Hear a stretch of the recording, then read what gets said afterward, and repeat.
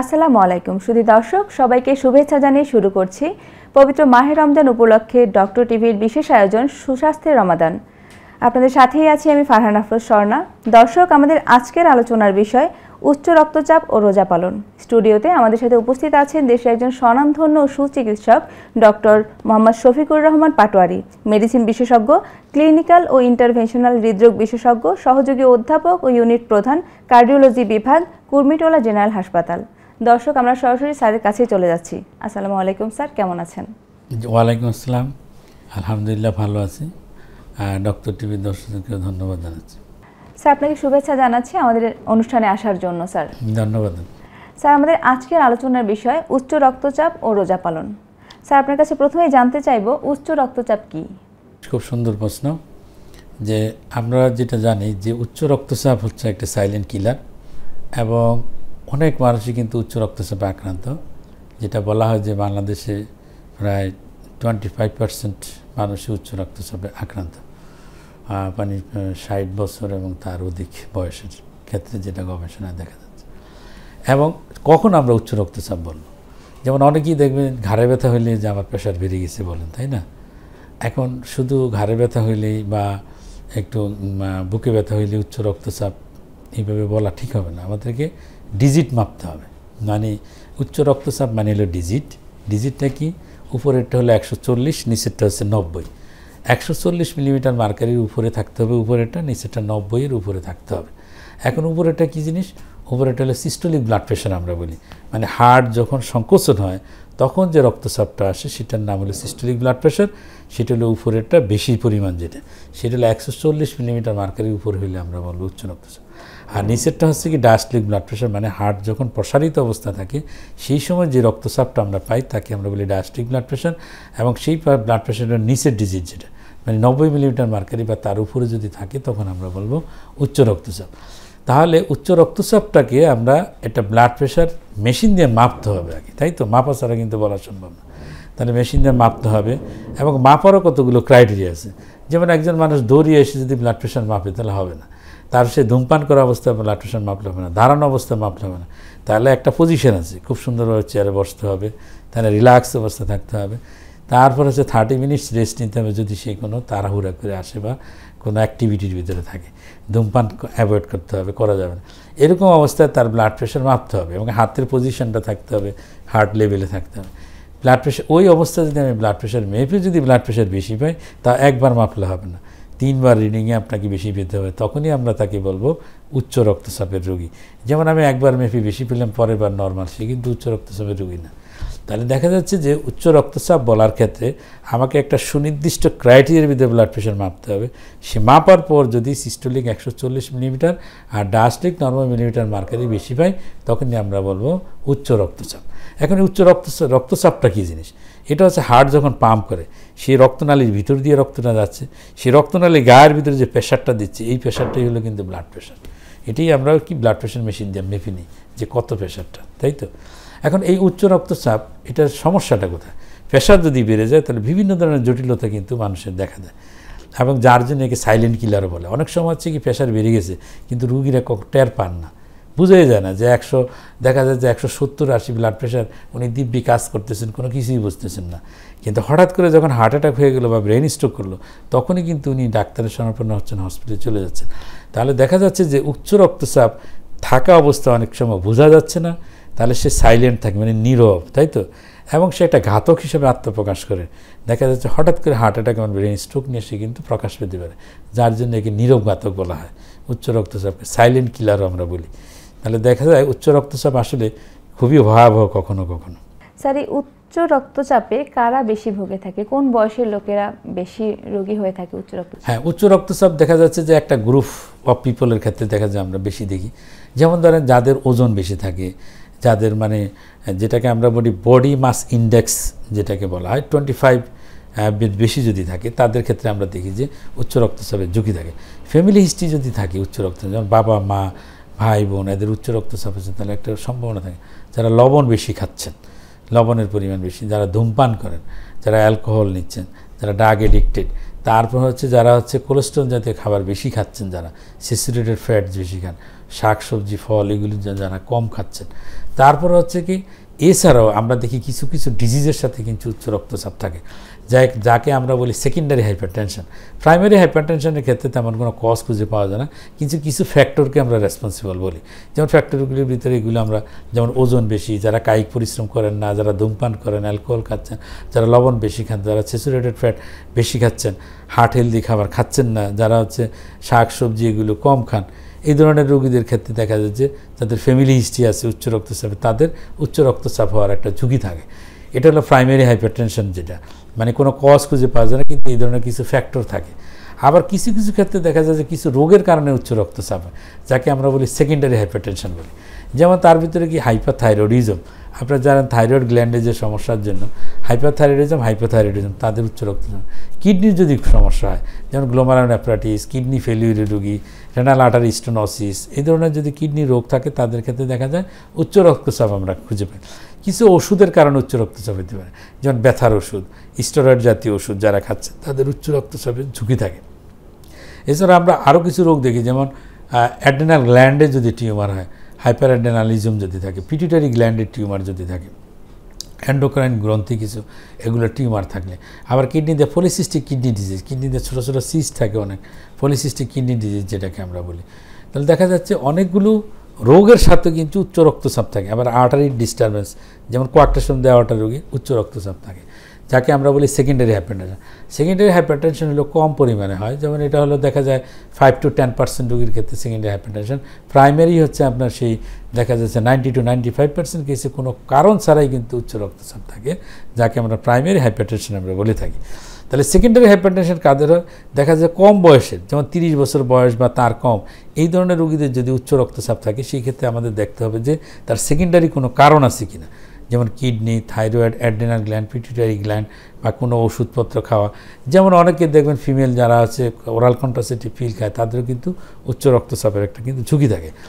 তাহলে দেখা যাচ্ছে যে সেকেন্ডারি হাইপারটেনশনের ক্ষেত্রে হলে কম বয়সেই উচ্চ রক্তচাপ থাকে, আর প্রাইমারি হাইপারটেনশন যেটা কোনো কজ থাকে না, তাদের হলে একটু বয়স বাড়ার সাথে সাথে উচ্চ রক্তচাপ কিন্তু বাড়তে থাকে। ধন্যবাদ স্যার। স্যার, এখন তো রমজানের সময়, তো এই সময়ে উচ্চ রক্তচাপের যারা রোগী রয়েছেন তারা কি রোজা রাখতে পারবেন? খুব ভালো প্রশ্ন। যে অনেকেই কিন্তু উচ্চ রক্তচাপ দেখে রোজা থেকে দূরে থাকার চেষ্টা করেন, আসলে ঠিক না এটা। কারণ হচ্ছে রোজা তো ফরজ, প্রত্যেক মুসলমানদের জন্য একটা ইবাদত, 5টা ইবাদতের ভিতরে এটা একটা ইবাদত। রোজা থাকা উচিত এবং রোজা স্বাস্থ্যের জন্য উপকারী, সুতরাং রোজা থাকা উচিত। এবং রোজা ক্যান্সার প্রতিরোধ করে, রোজা হার্টের রোগ থেকে প্রতিরোধ করে, রোজার শরীরকে ডিটক্সিফিকেশন করে। যেটা হলো দেখবেন আমরা যে খাবার খাচ্ছি, এই খাবারে কিন্তু প্রচুর পরিমাণে কিন্তু বিভিন্ন টক্সিন থাকে। আমরা দেখবেন সব ফলমূল শাকসবজি উৎপাদন করার জন্য কীটনাশক এবং বিভিন্ন জিনিস কিন্তু দিয়ে থাকে, এগুলো আলটিমেটলি কিন্তু শরীরে জমা থাকে ফ্যাটের ভিতরে। রোজা থাকার ফলে কিন্তু এই টক্সিনগুলি কিন্তু আস্তে আস্তে শরীর থেকে কিন্তু বের হয়ে যায়। তাহলে রোজা কিন্তু অনেক উপকারী, সুতরাং আমরা এবং যে উচ্চ রক্তচাপের রোগীর জন্য উপকারী। যেমন রোজা যাদের উচ্চ রক্তচাপ থাকে তাদের দেখা যায় রক্তচাপের পরিমাণও কিন্তু কমে যায়, সেই ক্ষেত্রে দেখা যায় ওষুধের পরিমাণও কিন্তু কম লাগে। তাহলে দেখা যাচ্ছে যে আবার যারা হচ্ছে সাধারণ মানুষ যাদের প্রেশার নেই, তাদেরও দেখা যায় যে প্রেশারও কিন্তু কম থাকে যাদের রোজা থাকেন। তাহলে দেখা যাচ্ছে রোজা কিন্তু উপকারী, প্রেশার কমে রাখে, ওষুধের পরিমাণ কম রাখে। এখন আসেন কোন ক্ষেত্রে আপনার রোজা রাখা যাবে না। যেমন উচ্চ রক্তচাপ, হঠাৎ করে এত বেশি ব্লাড প্রেশার যেমন ব্লাড প্রেশারের সাথে জটিলতা হচ্ছে, যেমন প্রেশার অনেক বেশি, যার জন্য হচ্ছে যে কনসাসনেস লেভেল ইম্পেয়ার হয়ে যাচ্ছে, যেটা হাইপারটেনসিভ এনকেফালোপ্যাথি আমরা বলি। উচ্চ রক্তচাপের জন্য শ্বাসকষ্ট হচ্ছে, যেমন তাহলে হার্ট ফেলিউর ডেভেলপ করলো, বুকে ব্যথা হচ্ছে, হার্ট অ্যাটাক, ব্রেন স্ট্রোক, একদিক প্যারালাইসিস হয়ে গেল, মানে চোখে দেখতেছে না উচ্চ রক্তচাপের কারণে। তাহলে উচ্চ রক্তচাপের যদি অনেক বেশি প্রেশার থাকে এবং জটিলতা যদি থাকে, যেমন প্রেশার 180, 200 এরকম হয়ে গেল, যে প্রেশার এত বেশি যে প্রেশারের কারণেই শারীরিক অবস্থা অনেক খারাপ হচ্ছে, সেই ক্ষেত্রে আপনি রোজা থাকার ক্ষেত্রে আপনি রোজা না থাকতে পারেন। কিন্তু উচ্চ রক্তচাপ কিন্তু একটা নিয়ন্ত্রণযোগ্য রোগ, খুব সহজেই ওষুধের মাধ্যমে কিন্তু নিয়ন্ত্রণ করা যায়, এবং ওষুধগুলো শুধু দিনে একবার খেলে হয়, মানে আপনি সন্ধ্যারাতে অথবা ইফতারির সময় খেলেই কিন্তু সারাদিন প্রেশার নিয়ন্ত্রণে থাকে। সুতরাং আপনার যদি ইচ্ছা থাকে যে আমি রোজা থাকবো, তাহলে রোজার আগে ডাক্তারের পরামর্শ নিয়ে ওষুধ ঠিক করে আপনি খুব সুন্দরভাবে কিন্তু রোজা পালন করতে পারবেন। ধন্যবাদ স্যার। কিছু কিছু উচ্চ রক্তচাপের রোগীদের দেখা যায় দিনে 2 থেকে 3 বার ওষুধ খেতে হচ্ছে, এই ক্ষেত্রে আর বিভিন্ন ধরনের লাইফস্টাইল মেনটেন করতে হচ্ছে, এই ক্ষেত্রে কীভাবে রোজা রাখবে? খুব সুন্দর প্রশ্ন যে ওষুধ কিভাবে খাবেন, কমন একটি কোশ্চেন আমাদের কাছে রোগীরা করে থাকে। তো উচ্চ রক্তচাপের ক্ষেত্রে যদি কিছু কিছু রোগী আছে, যেমন 2-3টা ওষুধও লাগতে পারে উচ্চ রক্তচাপ নিয়ন্ত্রণের জন্য। অনেক রোগী থাকে লাইফস্টাইল মডিফিকেশনের মাধ্যমে প্রেশার কন্ট্রোল থাকে, কারো একটা ওষুধ খেলে হয়, কারো অনেকগুলো ওষুধ খেতে হয়, যেমন সকালে খাচ্ছেন একটা, দুপুরে খাচ্ছেন, কখন রাত্রে খাচ্ছেন। এই সমস্ত রোগীদের ক্ষেত্রে আমরা যেটা বলি, দিনে একবার ওষুধ খেয়ে যেটা কন্ট্রোল করা যায় ওই ধরনের ওষুধ দিতে হবে। সেই ওষুধটা হচ্ছে ইফতারির সময় খেতে পারেন আর সেহরির সময়, আর দুপুরের ওষুধটা খাবেন আপনার সন্ধ্যা রাত্রে খাবেন, তাহলেই কিন্তু আপনার প্রেশার কন্ট্রোলে রাখতে পারবেন। আরেকটা আমরা বলি যে ডায়াবেটিক্স জাতীয় ওষুধ, উচ্চ রক্তচাপের একটি ওষুধ হচ্ছে ডায়াবেটিক্স, মানে যে ওষুধটা প্রস্রাবের পরিমাণ বাড়ায়, শরীরে পানি শূন্যতা করে, এই ধরনের ওষুধ আমরা অ্যাভয়েড করতে বলি। ওষুধটা বাদ দিয়ে দিবে রোজার সময়, অন্য ওষুধের রিপ্লেসমেন্ট করবে এবং রোজার পরে সেই ওষুধ আবার প্রয়োগ করা যাবে। কেন রোজার সময় যেহেতু পানি শূন্যতার একটা রিস্ক থাকে, এই জন্য আমরা ডায়াবেটিস জাতীয় ওষুধগুলোকে অ্যাভয়েড করার জন্য বলবো। সুন্দর বলেছেন স্যার। স্যার, উচ্চ রক্তচাপের রোগীদেরকে অনেক সময় ব্যায়াম করতে বলা হয় নিয়মিত, তো এই রোজার সময় কি ব্যায়াম করা যাবে কিনা বা কোন ধরনের ব্যায়াম করবে? হ্যাঁ, ব্যায়াম করাটা খুবই দরকার। একজন সুস্থ মানুষেরও ব্যায়াম করা দরকার। উচ্চ রক্তচাপের রোগী, হার্টের রোগী যদি থাকে তাদের ক্ষেত্রে আমরা ব্যায়াম করার জন্য আমরা বলি। তো ব্যায়ামটা কীরকম, যেমন অন্য সময় আমরা বলি প্রতিদিন 30 মিনিট করে ব্যায়াম করা উচিত। প্রতিদিন 30 মিনিট হাঁটা, সিম্পলি যদি হাঁটো তাহলে কিন্তু ডায়াবেটিস রোগীদের জন্য উপকারী। তাহলে ডায়াবেটিস, উচ্চ রক্তচাপ, হার্টের রোগী একজন সুস্থ সবল মানুষের জন্য হাঁটাটা খুব জরুরি, যে 30 মিনিট করে আমরা হাঁটতে বলি। এখন আসেন সেই ব্যায়ামটা কীভাবে হয় রোজার সময়। রোজার সময় আমরা বলি যে সেহরির আগে যে সময় অথবা ইফতারির পর যে সময়টা, এই টাইমে আমরা ব্যায়াম করার জন্য আমরা বলি। দিনের বেলা ব্যায়াম অ্যাভয়েড করতে আমরা বলি, কারণ রোজা থেকে আপনি দিনের বেলা ব্যায়াম করতে আমরা নিষেধ করি, কারণ এতে হচ্ছে কি শরীরে পানি শূন্যতা এবং গ্লুকোজ লেভেল কমে যাওয়ার একটা ঝুঁকি থাকে, এই জন্য আমরা দিনের বেলা অ্যাভয়েড করতে বলি। তাহলে রোজার সময় আপনি দেখবেন 5 ওয়াক্ত নামাজ, তারাবির নামাজ, এই নামাজের সময় দেখবেন যে বডির যে মুভমেন্ট হয় সেটাও কিন্তু ব্যায়াম হিসাবে অনেকটা কাজ করে। এর পাশাপাশি আপনি যদি এক্সট্রা ব্যায়াম করতে চান, সেই ব্যায়ামটা আপনি ইফতারির পরে সেহরির আগে করতে পারেন। ধন্যবাদ স্যার। স্যার, ইফতারি এবং সেহরিতে উচ্চ রক্তচাপের রোগীদের জন্য আপনি কোন ধরনের খাবার পরামর্শ দিবেন? হ্যাঁ, যেমন উচ্চ রক্তচাপের রোগীদের জন্য আমরা বিশেষ করে যেগুলো অ্যাভয়েড করতে বলি, প্রথমত হলো ধূমপান, মানে ধূমপান করা যাবে না। তাহলে রোজা একটা মোক্ষম সুযোগ যে এই সময় আপনি ধূমপান থেকে বিরত থাকতে পারেন, একটা উসিলা দিয়ে যে ধূমপানটা টোটালি বাদ দেওয়া যায়। তারপর হচ্ছে আমরা লবণের কথা বলি, যে লবণ আপনাকে কম খেতে হবে। লবণ হচ্ছে 1 চামচ পরিমাণে সারাদিনে লবণ খেতে পারেন, যেটা হলো 5 গ্রাম। এর বেশি লবণ খাওয়া যাবে না, অতিরিক্ত লবণ খেলে প্রেশার কিন্তু বেড়ে যাবে। তারপর হচ্ছে আমরা যে খাবারের কথা বলি, যে সবজি এবং ফলের কথা বলি, পটাশিয়াম কন্টেনিং যে সমস্ত খাবার, এগুলো হচ্ছে উচ্চ রক্তচাপকে নিয়ন্ত্রণ রাখে, যার জন্য আমরা ফল খেতে আমরা বলি বেশি, সবজি খেতে আমরা বলি বেশি। তারপর হচ্ছে যেগুলো স্যাচুরেটেড ফ্যাট কন্টেনিং খাবারগুলো অ্যাভয়েড করতে বলি, কারণ এই চর্বিগুলো রক্তনালী গায়ে জমে রক্তনালীকে শক্ত করে ফেলে এবং রক্তচাপকে বাড়ায় ফেলে, যার জন্য আমরা কোলেস্ট্রল জাতীয় খাবারগুলোকে আমরা অ্যাভয়েড করার জন্য বলি। আর হচ্ছে যে উচ্চ রক্তচাপের পাশাপাশি দেখবেন যে এই সমস্ত রোগীর রক্তের কোলেস্ট্রলের মাত্রা বেশি থাকে, কারো ডায়াবেটিস থাকতে পারে, এই জন্য আমরা চিনি, মিষ্টি, মধু, গুড় এগুলোতে অ্যাভয়েড করার জন্য আমরা বলি যে ডায়াবেটিস থাকলে রক্তের কোলেস্ট্রলের মাত্রা যদি বেশি থাকে সেই ক্ষেত্রে অবশ্যই চর্বি জাতীয় খাবারগুলো অ্যাভয়েড করবেন। আর তার পাশাপাশি হচ্ছে যেমন যারা হচ্ছে আপনার উচ্চ রক্তচাপের রোগী, যেমন রোজা থাকলে আমরা খাবারের ভিতরে লবণ কম দিতে আমরা বলবো। মানে দেখবেন যে বেশিরভাগ খাবারে কিন্তু লবণের পরিমাণ বেশি থাকে, যেমন চপ বানানো হইলে পেঁয়াজও, এগুলোর কিন্তু প্রচুর পরিমাণে লবণ থাকে। এবং আপনার ওই যে আরেকটা হচ্ছে যেগুলো হচ্ছে ছোলা, যেটা থাকে ছোলাতেও দেখবেন লবণ থাকে বেশি। সুতরাং এই লবণটা যদি আপনি কমায় দিতে পারেন তাহলে দেখবেন যে রক্তচাপের রোগীরা ভালো থাকতে পারবে। তাহলে খাবারের ভিতরে আমরা যদি ইফতারির কথা বিবেচনা করি, ইফতারিতে আপনার ডাবের পানি থাকতে পারে, ফলের ফ্রুট জুস থাকতে পারে, অন্য কোনো ফলের রস কিন্তু আমরা যেটা বলি যে নিজে বাড়িতে তৈরি করে ফলের জুস খাওয়া উচিত, মানে কমার্শিয়াল ফলের জুস থেকে অনেক ধরনের প্রিজারভেটিভস থাকে যেগুলো শরীরের জন্য ক্ষতিকারক।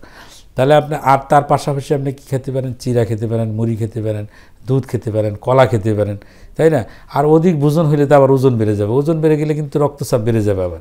সুতরাং ইফতারি এত বেশি করা উচিত না, অল্প পরিমাণে খাবার দিয়ে ইফতারি করা উচিত, তাহলে বেশি পরিমাণে খাবার অ্যাভয়েড করা উচিত। নেক্সট হলো আপনার যেটা আমরা সন্ধ্যা রাত্রে খাবার, আবার রাতে সেহরির খাবার, সেই খাবারটা আমরা যেটা কনভেনশনাল খাবার খাচ্ছি তাই খাবো, তার সাথে লবণ কম খাবো, চর্বি জাতীয় খাবার আমরা অ্যাভয়েড করব, শাকসবজির পরিমাণ একটু বেশি খাবো। অধিক ভোজন থেকে আমরা দূরে থাকবো, এমন বেশি খাবো না যার ফলে ওজন যেন বেড়ে না যায়। ওজন বাড়লে কিন্তু প্রেশার বেড়ে যাবে।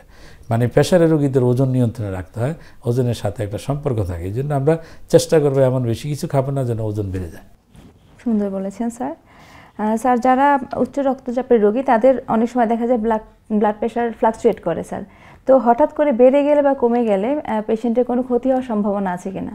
হ্যাঁ, উচ্চ রক্তচাপের রোগীদের অবশ্যই ব্লাড প্রেশারটাকে মাপার জন্য ব্যবস্থা থাকতে হবে। আমরা যেমন হোম ব্লাড প্রেশার মনিটরিংয়ের প্রতি আমরা জোর দিই যে তার ব্লাড প্রেশার মাপার জন্য একটা মেশিন বাসা থাকা উচিত, যেগুলো অনেক সময় ডিজিটাল ভালো কোয়ালিটির মেশিন থাকলে প্রেশার আপনি সুন্দরভাবে মাপতে পারবেন। তাহলে ব্লাড প্রেশারটা আপনার দেখা প্রয়োজন।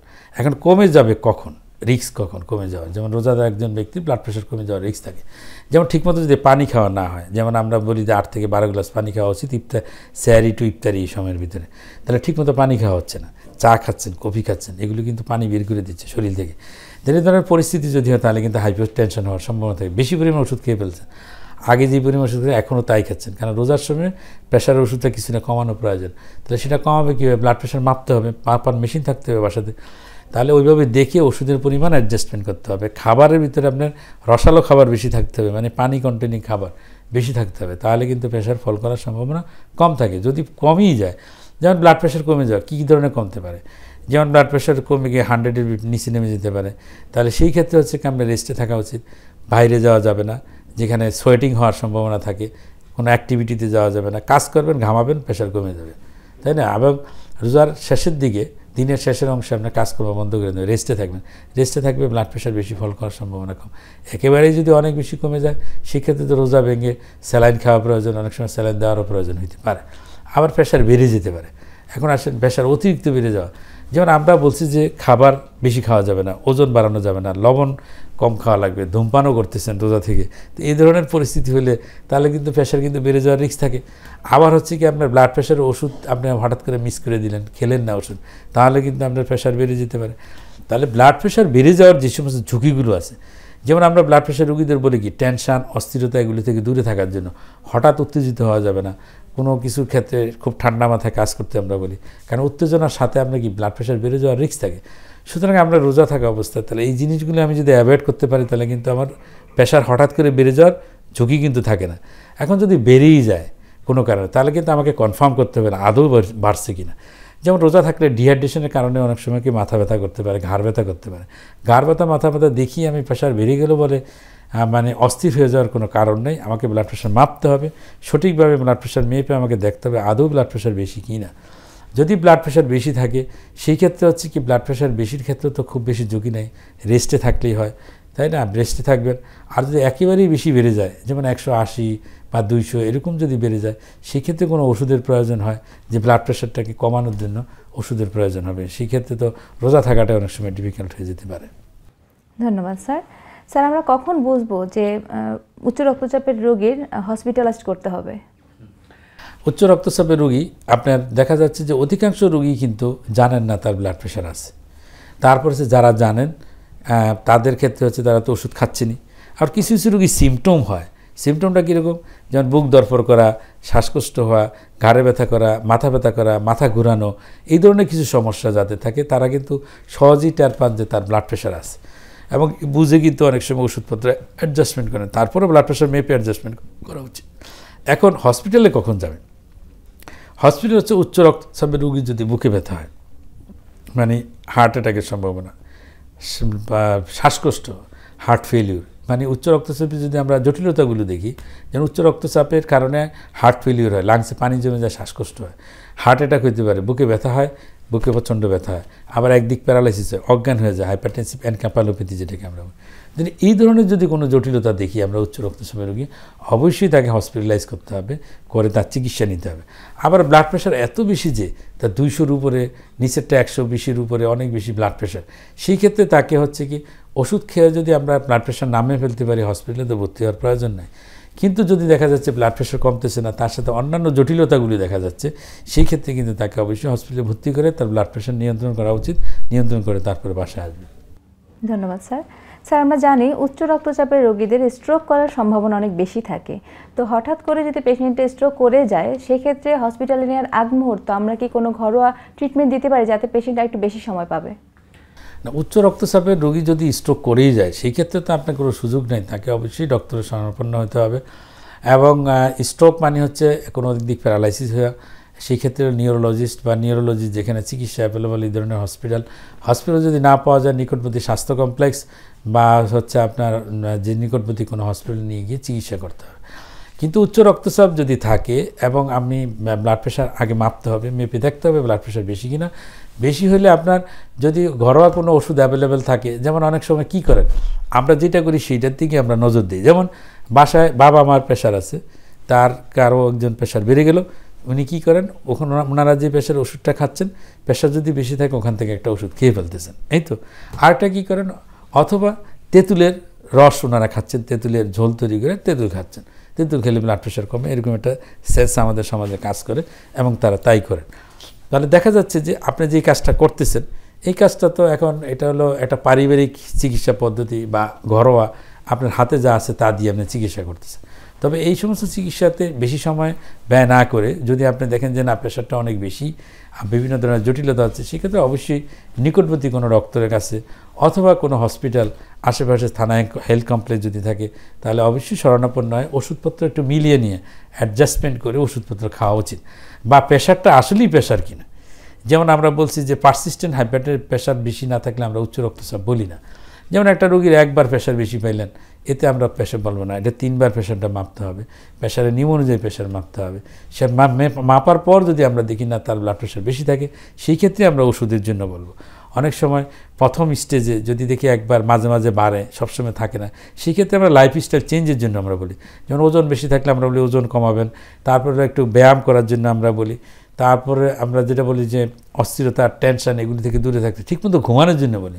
অনেক ক্ষেত্রে ঘুম না হওয়ার জন্য প্রেশার বেড়ে যায়, তাহলে যদি ঠিকমতো ঘুমাচ্ছেন খাদ্যাভ্যাসে পরিবর্তন আনতে পারি, লবণ কম খাবেন, চর্বিযুক্ত খাবার কম খাবেন, তারপর হচ্ছে ফল শাকসবজির প্রতি আমরা নজর দিতে বলি।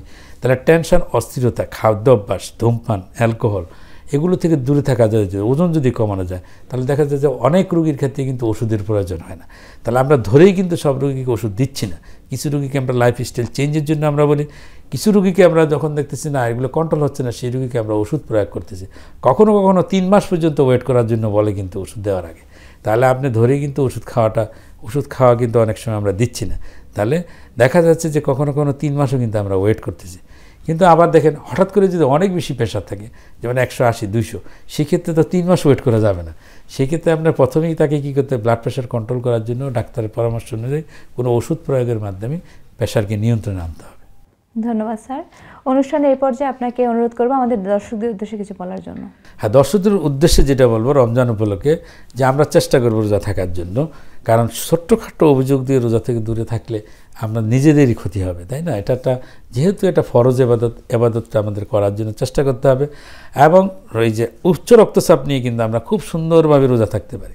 এখনকার যে চিকিৎসা পদ্ধতি সিস্টেম, আমি যদি একটু সচেতন থাকি, রোজার আগেই আমার ওষুধগুলো যদি ঠিকমতো সাজিয়ে নিতে পারি, উচ্চ রক্তচাপে কী কী সমস্যা হতে পারে রোজায় সেই জিনিসগুলি আমরা যদি বিবেচনা আনি, আর আজকের আলোচনা যদি আমি একবার শুনি, তাহলে দেখা যাবে যে খুব সুন্দরভাবে কিন্তু আমরা উচ্চ রক্তচাপ নিয়ে রোজা পালন করতে পারবো।